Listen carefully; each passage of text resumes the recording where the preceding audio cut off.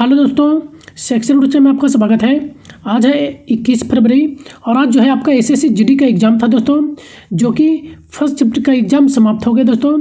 आज हम इस सेशन में 21 फरवरी फर्स्ट शिफ्ट में जो क्वेश्चन पूछे गए थे उन सभी क्वेश्चनों का एनालिसिस करने वाले हैं दोस्तों। ये सभी जो क्वेश्चन होंगे 100% रिलेवेंट ऑथेंटिक क्वेश्चन होंगे विथ एक्स्ट्रा फैक्ट के साथ आपको बताया जाता है, ताकि नेक्स्ट आने वाले एग्जामों में जो है आपको बेनिफिट देखने को मिलेगी दोस्तों। एक बताओ दोस्तों, यदि हमारे इस चैनल पर पहली बार आए हैं तो इसी तरह के सेशन प्राप्त करने के लिए हमारे चैनल को सब्सक्राइब जरूर कर लीजिएगा, क्योंकि जो भी एग्जाम होते रहते हैं उसका एनालिसिस जो है अपने चैनल के माध्यम से करवाता रहता हूं। तो इस चैनल को सब्सक्राइब जरूर कर लीजिएगा और बेल आइकन को भी प्रेस कर लीजिएगा, ताकि हमारे द्वारा जो भी सेशन आपको फॉरवर्ड की जाए तो उसकी जानकारी आपको सबसे पहले मिलेगी। और अपने दोस्तों के साथ भी अधिक से अधिक शेयर कीजिए, ताकि इसका सभी बेनिफिट उठा सकें। और इसका PDF भी जो है आपको प्रोवाइड करा दिया जाता है टेलीग्राम चैनल पर, जिसका लिंक आपको इस वीडियो के डिस्क्रिप्शन बॉक्स में मिल जाएगा। आप वहाँ से हमारे टेलीग्राम चैनल को भी ज्वाइन कर सकते हैं। तो चलिए सेशन को शुरू करते हैं।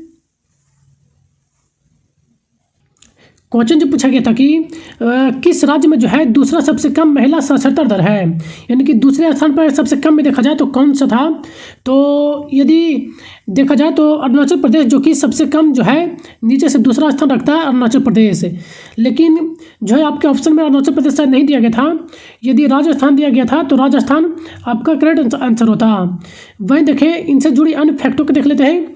जैसे कि देखें तो देश में जो है साक्षरता दर जो कि 74.04%, जबकि पुरुषों का जो साक्षरता दर है पूरे भारत में वह 82.14% और महिलाओं की जो साक्षरता दर है वह 65.46% है। वहीं देखें तो केरल में जो है 93.91%, जो कि सबसे ज़्यादा और सभी राज्यों में से है।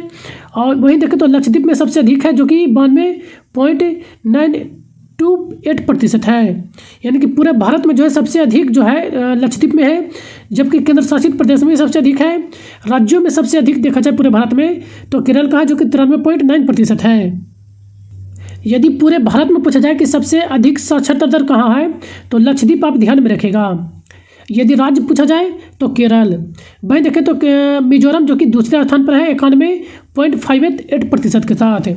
नेक्स्ट देखें सबसे कम साक्षरता दरों में जो है 63.82% के साथ जो है बिहार है। उसके बाद अरुणाचल प्रदेश, जो कि 66.95% और राजस्थान, जो कि तीसरे स्थान पर 67.06% के साथ जो है रहा है।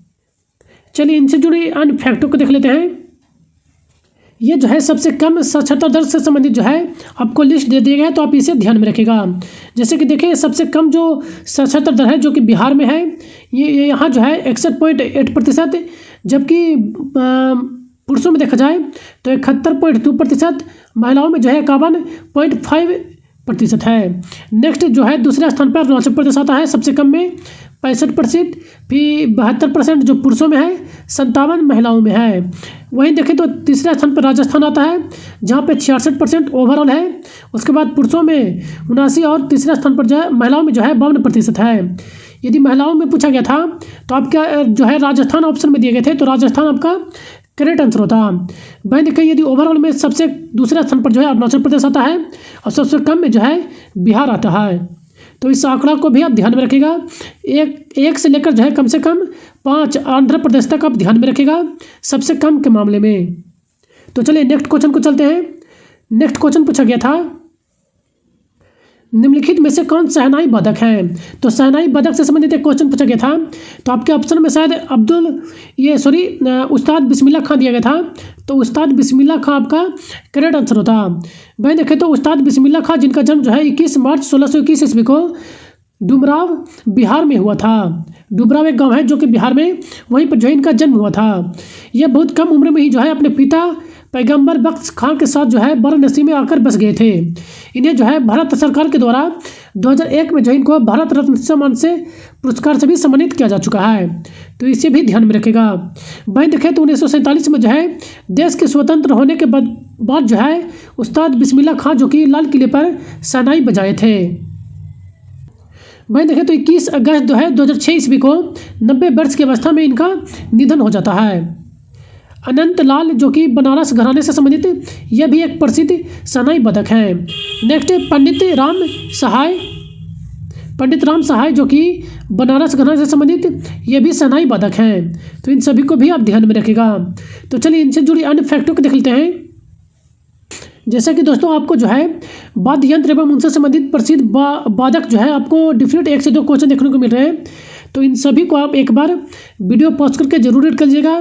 इससे पहले जो नेक्स्ट जो 20 फरवरी को जो मैंने सेशन करवाया था उसमें जो है आपको चौथा चैप्टर में पूरा कवर करवा दिया था, तो आप इसे एक बार वीडियो पोस्ट करके जरूर रीड कर लीजिएगा। जो भी इम्पोर्टेंट जो प्रसिद्ध वादक हैं उनको जरूर ध्यान में रखिएगा। जैसे कि प्रसिद्ध देखें तो संतूर वादक आप ध्यान में रखिएगा, बांसुरी वादक और सरोद, शहनाई, सितार, ये सभी जो कि प्रसिद्ध वाद्य यंत्र हैं, इनसे संबंधित जो है अक्सर पूछे जाते हैं, तो इन सभी को आप ध्यान में रखिएगा। तो चलिए आगे चलते हैं, नेक्स्ट क्वेश्चन को देख लेते हैं। नेक्स्ट क्वेश्चन पूछा गया था, निम्नलिखित में से कौन भरतनाट्यम के कलाकार हैं? तो इसका प्रॉपर हमें ऑप्शन नहीं प्राप्त हो पाते दोस्तों, तो भरतनाट्यम के जो प्रसिद्ध कलाकार हैं वो आपको कवर करवा देता हूँ। आप देख लीजिएगा कि कौन से आपके ऑप्शन में दिए गए थे। भरतनाट्यम के जो प्रसिद्ध जो कलाकार हैं, पद्म सुब्रमण्यम, यामिनी कृष्णमूर्ति, अरुणडेल, रुक्मणी देवी, मालविका साररुकाई, SK सरोज, लीला जैक्सन, राम गोपाल, वैजयंती माला, कोमल बर्दन, ये सभी जो कि प्रसिद्ध भरतनाट्यम के प्रसिद्ध कलाकार हैं। नेक्स्ट देखें तो और वही देखें तो भरतनाट्यम जो कि तमिलनाडु राज्य से संबंधित एक शास्त्रीय नृत्य है, तो ये भी ध्यान में रखिएगा। नेक्स्ट मोहिनीअट्टम के प्रसिद्ध कलाकारों को देखें तो मोहिनीअट्टम के जो प्रसिद्ध कलाकार हैं, हेमा मालिनी, तारा निडू गढ़ी और भारती शिवाजी, श्रीदेवी, काला देवी, रागिनी देवी, गीता गायक, के कल्याणी अम्मा, तरमनी और कनक रेली, ये सभी जो कि प्रसिद्ध मोहिनीअट्टम के प्रसिद्ध कलाकार हैं, तो इन सभी को भी आप ध्यान में रखेगा। और वही देखें तो मोहिनीअट्टम और कथकली ये दोनों जो कि केरल राज्य से संबंधित हैं, ये दोनों शास्त्रीय नृत्य, तो ये भी ध्यान में रखेगा। चलिए नेक्स्ट क्वेश्चन नेक्स्ट देखते हैं। तो कथकली के प्रसिद्ध जो कलाकार हैं, मृणालिनी साराभाई, उदय शंकर, कृष्ण कुट्टी, आनंद शिवरामन और संतरा राम गोपाल, बलोल नारायण मेनन और रुक्मणी देवी, ये सभी जो कि प्रसिद्ध कथकली के प्रमुख कलाकार हैं। नेक्स्ट कुचिपुड़ी जो कि आंध्र प्रदेश का एक शास्त्रीय नृत्य है, तो ये भी ध्यान में रखेगा। कुचिपुड़ी के प्रसिद्ध कलाकारों में देखें तो स्वप्न सुंदरी, चिंता कृष्णमूर्ति, राजा रेड्डी, प्रेमवती, बेपत्री सत्य नारायणन और यामिनी कृष्णमूर्ति और लक्ष्मी नारायण, ये सभी जो कि कुचिपुड़ी के प्रसिद्ध कलाकार हैं, तो इन सभी को आप जरूर ध्यान में रखेगा, क्योंकि नृत्य से संबंधित जो है इन सभी कलाकारों से 1 से 2 क्वेश्चन आपको देखने को मिल रहे हैं, तो इन सभी को जो है आप कवर करके जरूर जाइएगा, जिनका भी नेक्स्ट डे में आने वाला एग्जाम है। तो आगे चलिए नेक्स्ट क्वेश्चन को देख लेते हैं। नेक्स्ट क्वेश्चन पूछा गया था, अखंड भारत करके जो है कोई क्वेश्चन पूछा गया था, ये प्रॉपर हमें जो है प्रश्न प्राप्त नहीं हो पाए थे दोस्तों, लेकिन अखंड भारत में देखा जाए तो वैदिक काल में जो है इसमें कुल कितने देश, कौन कौन से देश शामिल थे, वो आपको कवर करवा देता हूँ। आप देख लीजिएगा कि अब जो है ऑप्शन आपको किस रूप में पूछे गए थे। अखंड भारत में देखा जाए तो प्राचीन वैदिक काल के अकॉर्डिंग जो है इसमें Afghanistan, Pakistan, Iran, Nepal, Bhutan, Tibet, Myanmar, Bangladesh, Cambodia, Malaysia, Thailand, Indonesia, ये सभी जो कि अखंड भारत के हिस्से थे, तो इन सभी को इससे भी आप जरूर ध्यान में रखिएगा। तो चलिए नेक्स्ट क्वेश्चन देख लेते हैं।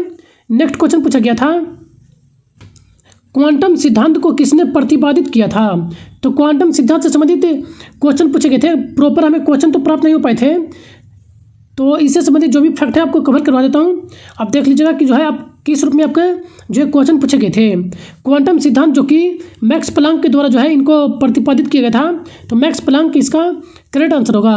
वहीं देखें तो क्वांटम थ्योरी जो कि भौतिक वैज्ञानिक मैक्स प्लांक के द्वारा जो है 1900 ईस्वी में जो है इसको प्रतिपादित किया गया था। यह जो है ऊर्जा से संबंधित एक क्वांटम व्यतिकरण की इकाइयों को बताती है। वहीं देखें इस सिद्धांत के अनुसार जो है परमाणु और उप परमाणविक स्तर पर ऊर्जा और पदार्थ के व्यवहार और प्रकृति की व्याख्या करता है। वहीं देखें तो इस क्वांटम थ्योरी को जो है 1905 ईस्वी में अल्बर्ट आइंस्टीन ने जो है प्रमाणित किया था। तो इन फैक्ट को भी आप ध्यान में रखिएगा। तो चलिए नेक्स्ट क्वेश्चन को देख लेते हैं। नेक्स्ट क्वेश्चन पूछा गया था, वित्त आयोग का उल्लेख किस अनुच्छेद में किया गया है? वित्त आयोग का जो उल्लेख है अनुच्छेद 280 या 81 में किया गया है। तो इनमें से देख लीजिएगा आपके ऑप्शन में कौन से दिए गए थे। वित्त आयोग का जो उल्लेख है अनुच्छेद 280 और 221 में है। तो ऐसे ज़्यादातर जो ऑप्शन दिए गए होंगे 280 दिए गए होंगे। तो 280 जो है आपका करेक्ट आंसर होता।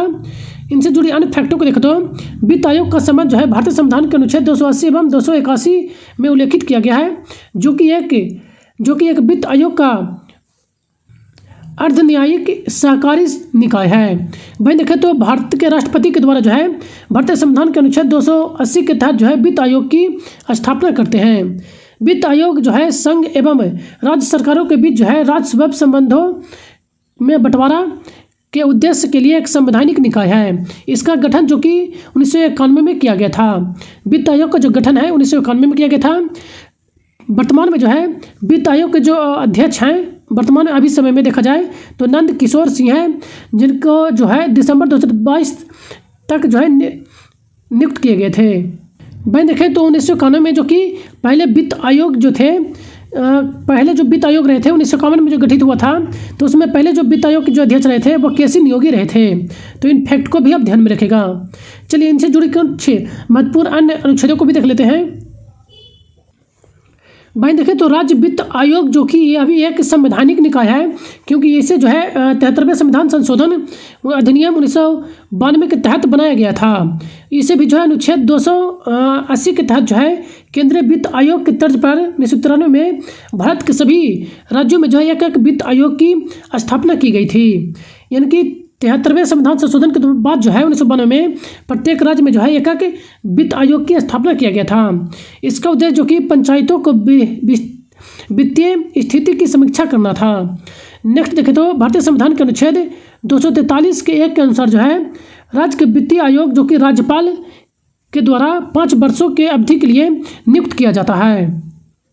राज्यपाल जो है आयोग के अन्य सदस्यों के रूप में जो है 4 अधिकतम जो है अन्य 4 व्यक्तियों को भी नियुक्त करता है।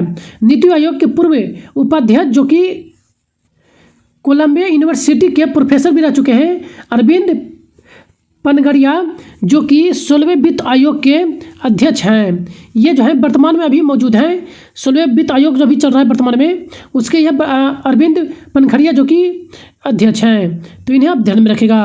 वहीं देखें तो अनुच्छेद 164 के अनुसार जो कि राज्यपाल मुख्यमंत्री की नियुक्ति करता है। अनुच्छेद 112 में जो कि वित्तीय बजट के बारे में जानकारी दी गई है। तो इन फैक्ट को भी आप ध्यान में रखेगा। तो चलिए नेक्स्ट क्वेश्चन देख लेते हैं। नेक्स्ट क्वेश्चन पूछा गया था भारतीय संविधान के अनुच्छेद 20 से संबंधित है। तो भारतीय संविधान जो अनुच्छेद 20 जो है यह अपराधों के लिए जो है सजा संबंधित संरक्षण का प्रावधान करता है। तो यह आपका करेक्ट आंसर होता। आप देख लीजिएगा कि आपके जो है किस रूप में जो है ऑप्शन दिए गए थे। यह अपराधों के समय जो है संरक्षण प्रदान करता है अनुच्छेद 20। चलिए कुछ महत्वपूर्ण अनुच्छेदों को देख लेते हैं। जैसे कि हमारे संविधान में जो है कुल हमें 6 मौलिक अधिकार प्रदान किए गए हैं। ये जो 6 जो मौलिक अधिकार हैं, समानता का अधिकार जो कि 14 से 18 तक वर्णित है, स्वतंत्रता का अधिकार 19 से 22, शोषण के विरुद्ध अधिकार 23-24, धार्मिक स्वतंत्रता का अधिकार अनुच्छेद 25-28, संस्कृति और शिक्षा का अधिकार अनुच्छेद 29-30 और संवैधानिक उपचारों का अधिकार अनुच्छेद 32।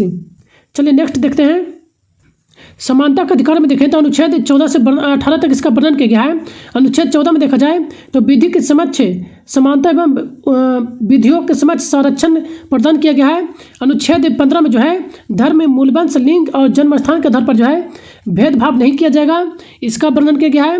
अनुच्छेद 16 में जो है लोक नियोजन में जो है अवसर की समानता का उल्लेख किया गया है। नेक्स्ट अनुच्छेद 17 में जो कि अस्पृश्यता का अंत किया गया है। अनुच्छेद 18 जो कि उपाधियों के अंत से संबंधित है। नेक्स्ट स्वतंत्रता का अधिकार। स्वतंत्रता का अधिकार जो कि 19 से 22 तक वर्णित है। इसमें जो है इसके तहत कुल 6 अधिकारों को जो है सुरक्षित किया गया है।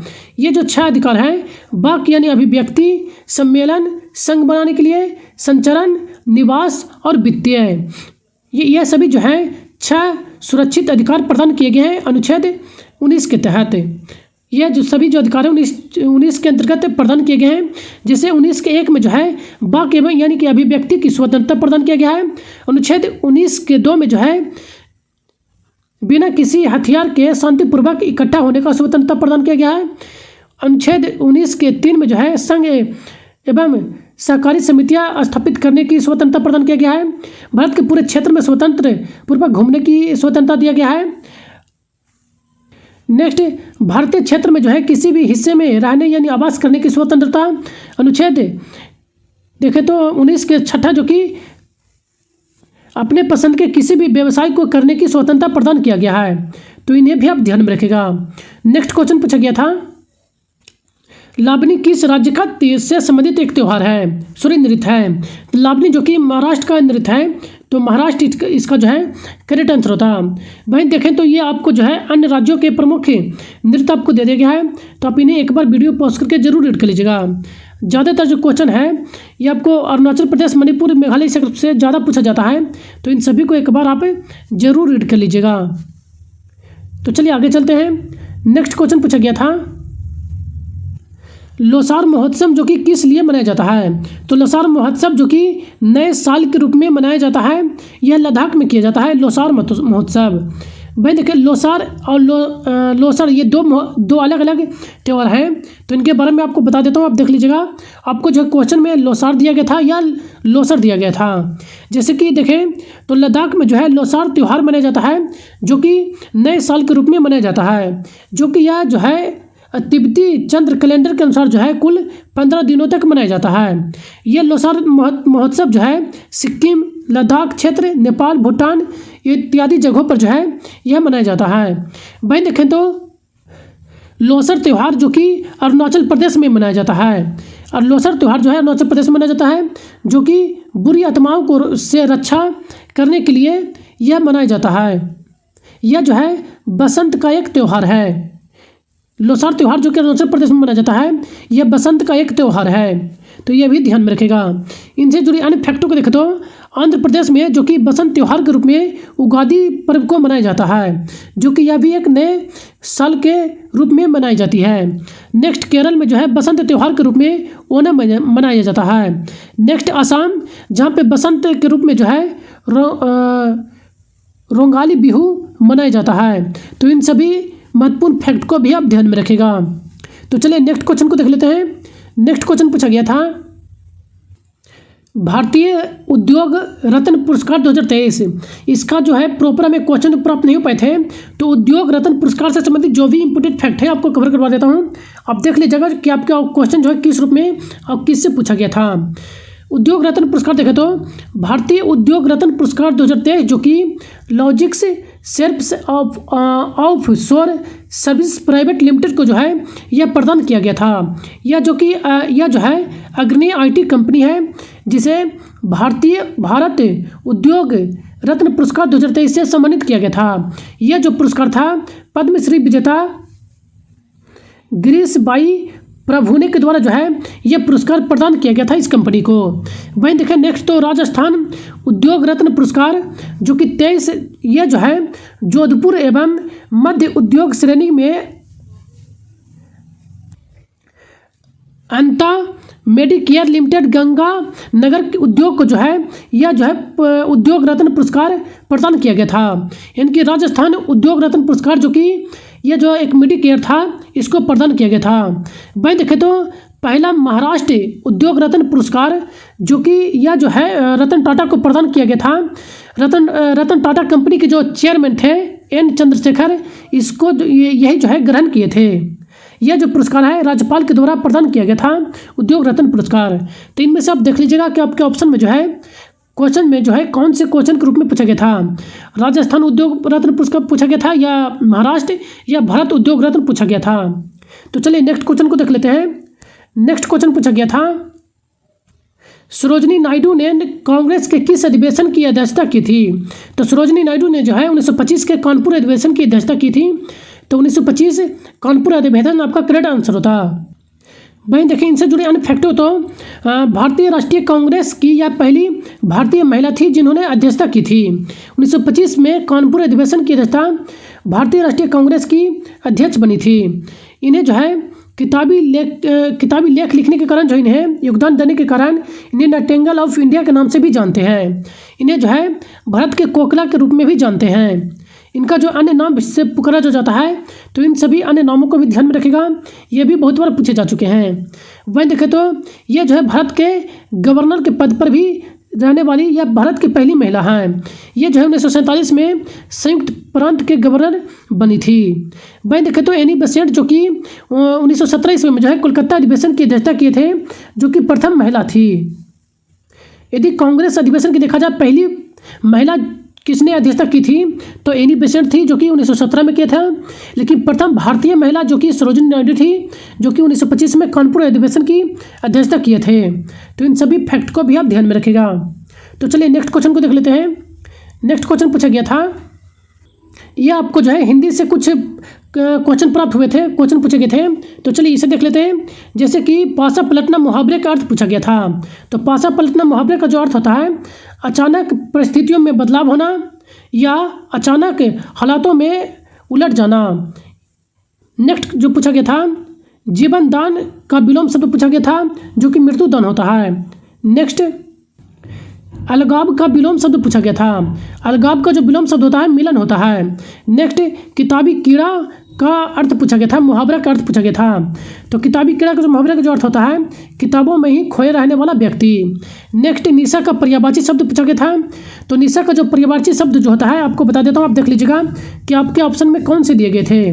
तो निशा का जो पर्यायवाची शब्द होता है रात्रि, रैन, रजनी, यामिनी, तमी, निशी, त्रियामा, विभावरी, छंदा, सरबरी, रात और इत्यादि, ये सभी जो कि निशा के पर्यायवाची शब्द होते हैं। तो इनमें से आप देख लीजिएगा कि आपके ऑप्शन में कौन से दिए गए थे। तो आज का ये लास्ट क्वेश्चन है दोस्तों। यदि सेशन पसंद आए तो चैनल को एक लाइक जरूर करके जाइएगा और अपने दोस्तों के साथ भी अधिक से अधिक शेयर कीजिए ताकि इसका सभी बेनिफिट उठा सकें। और यदि हमारे इस चैनल पर पहली बार है दोस्तों तो इसी तरह के सेशन प्राप्त करने के लिए हमारे चैनल को सब्सक्राइब जरूर कर लीजिएगा और अपने दोस्तों के साथ भी अधिक शेयर जरूर कीजिएगा। और इसका PDF भी जो है आपको टेलीग्राम चैनल पर प्रोवाइड करा दिया जाता है, जिसका लिंक आपको इस वीडियो के डिस्क्रिप्शन बॉक्स में मिल जाएगा। आप वहाँ से इसका PDF प्राप्त कर सकते हैं। तो चलिए मिलते हैं नेक्स्ट सेशन में। सेशन नंबर के लिए धन्यवाद। Thank you.